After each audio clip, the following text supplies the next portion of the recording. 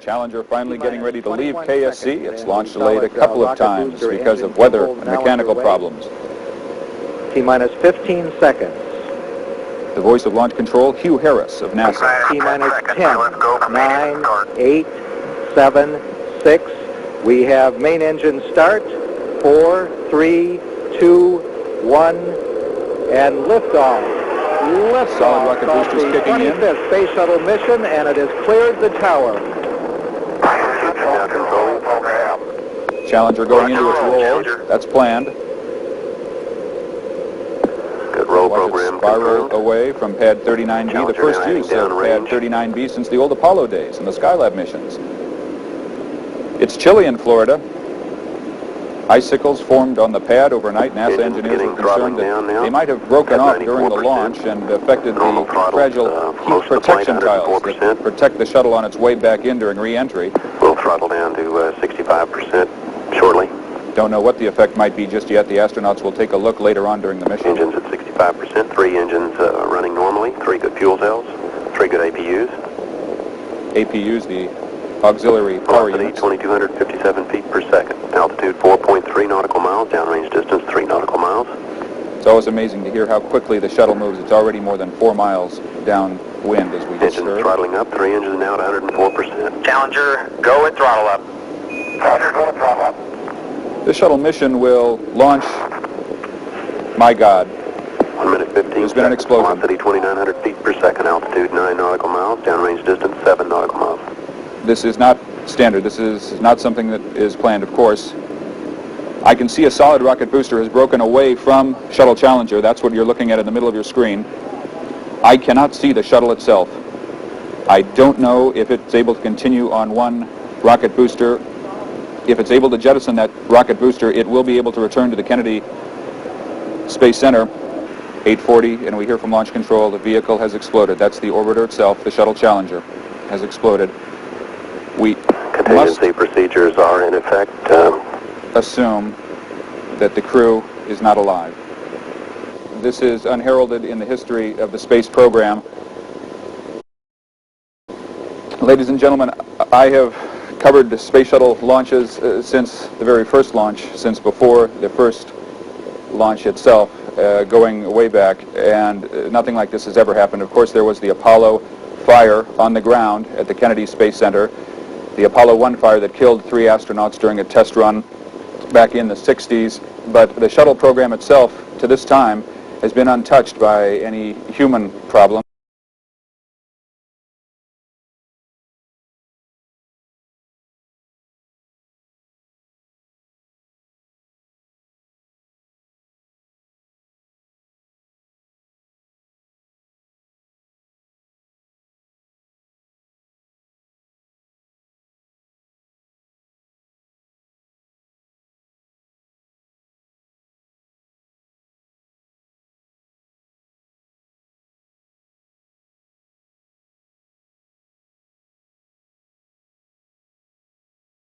"30 years ago today, 7 astronauts died when the Space Shuttle Challenger exploded.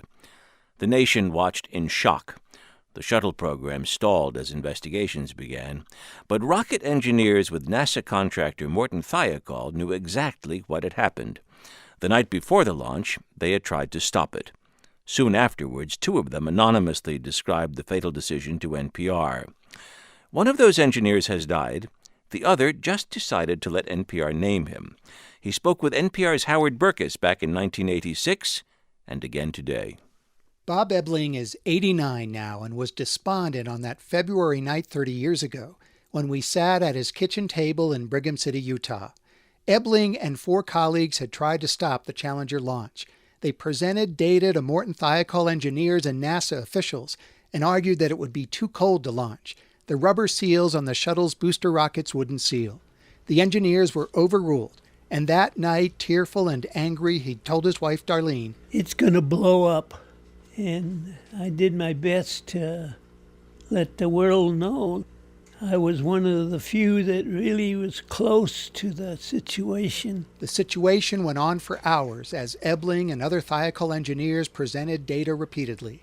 It was unequivocally clear to them. But NASA ruled the launch, they had their mind set on going up and proving to the world they were right and they know what they were doing. But they didn't. A presidential commission found flaws in the space agency's decision-making process, but it's never been clear why NASA was so determined to launch. The space agency desperately tried to launch the shuttle routinely and reliably.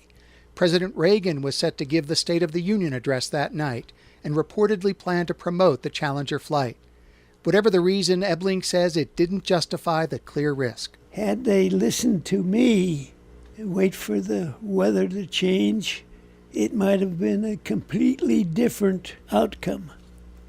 There was more than enough people there to say, let's give it another day or two, but no one did. Ebeling retired soon after Challenger.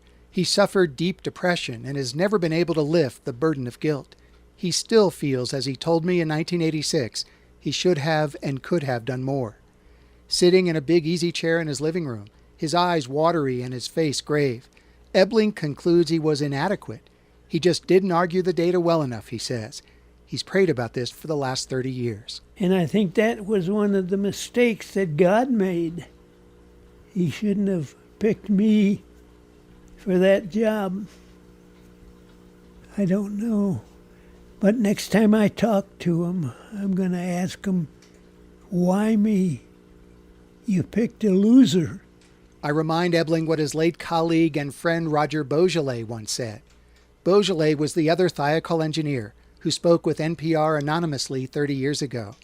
They were talking to the right people, Beaujolais once told me. They were talking to the people who had the power to stop that launch, and they did all they could. Maybe, Ebeling says to me with a weak wave as I leave, maybe Roger's right. Howard Burkus, NPR News.